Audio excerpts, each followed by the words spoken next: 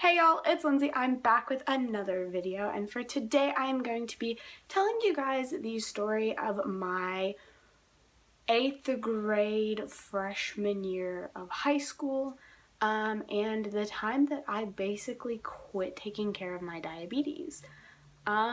So if you want to hear the story, then keep on watching. And yeah, let's see how good I am at storytelling, because I suck at storytelling in person. So, if you want to hear this story, then just keep on watching. Okay, so I said quit taking care of my diabetes. I didn't completely quit. Like, I didn't completely stop checking my blood sugar and, like, taking insulin and all that. I just didn't do it as much as I should have. So, my 7th grade year of middle school, I got my first insulin pump. I was 13. Yeah, I was 13, 12 going on to 13. And so I got my first insulin pump like right before my 13th birthday. Super excited. I loved it. I got the Animus Ping, because at the time it was just the Ping, it wasn't the Vibe, in pink. I will insert a picture of it here. This is the first pump I ever had. I got that. Super excited. I didn't have to give shots every day. I didn't have to do all that. I could just type it in, and super really quick and like easy and everything like that. So I was like, great, this is awesome. So my 7th grade year, I took really, really good care of myself. My mom still helped me with my diabetes. She watched over what I ate, and she checked me when I gave my insulin.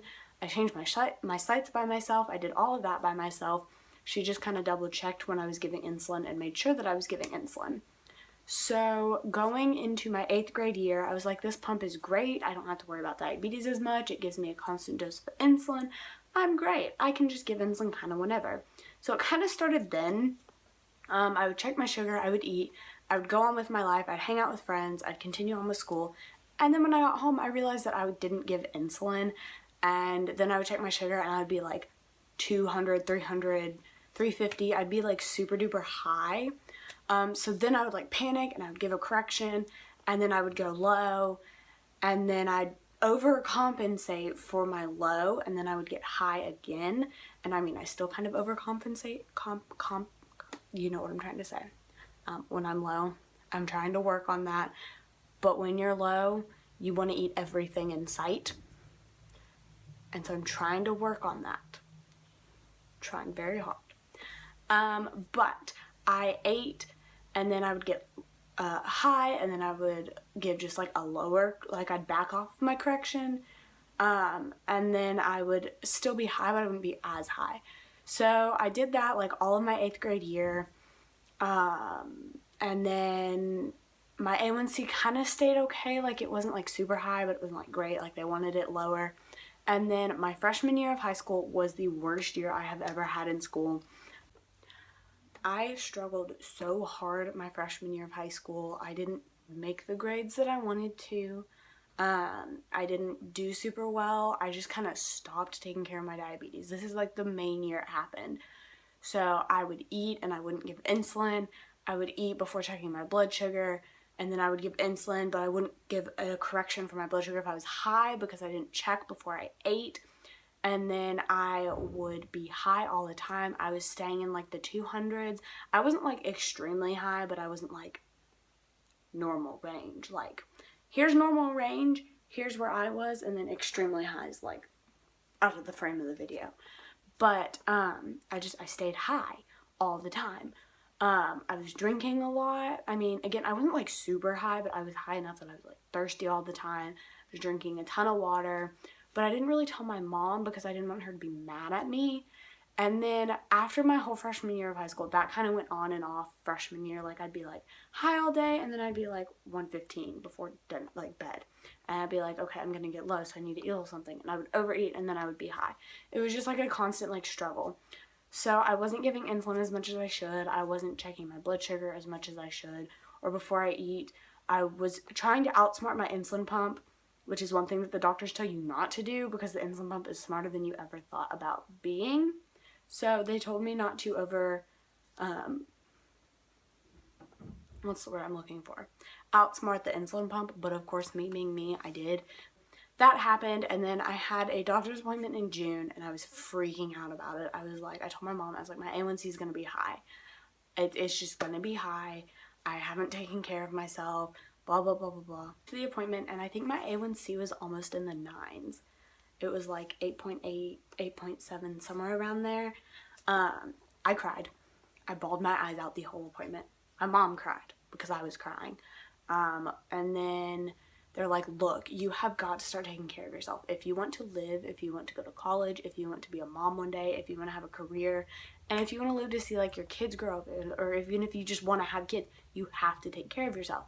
And I was like, oh my gosh, I have to. Like, I don't want to die. I have my whole life ahead of me. I was only like 14, 15 at the time. I was like, I have my whole life ahead of me. What am I doing? God gave me diabetes for a reason. It's a challenge, and I need to accept the challenge and just work my booty off to take care of myself. My mom and I had a huge talk. We both cried. It was like, she was upset because I wasn't taking care of myself, and she was afraid I was giving up on myself.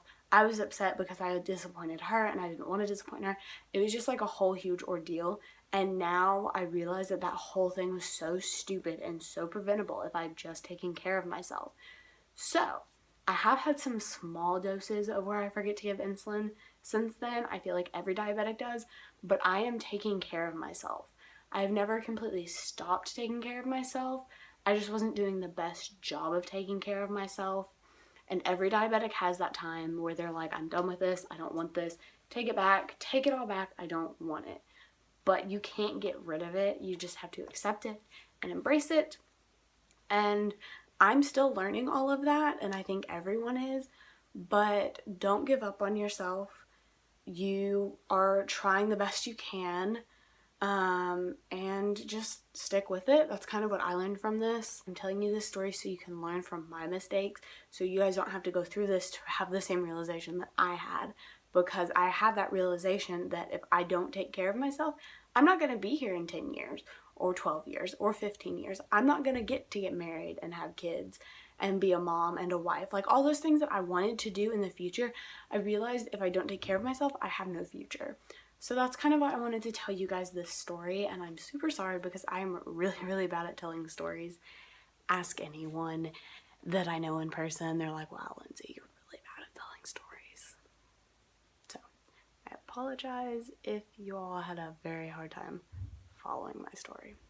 Thank you guys so much for watching. If you enjoyed this video, give it a big thumbs up. Comment down below any video suggestions you have for me, diabetes related or not. And I will see you guys on Saturday. I love you all so, so much. Bye.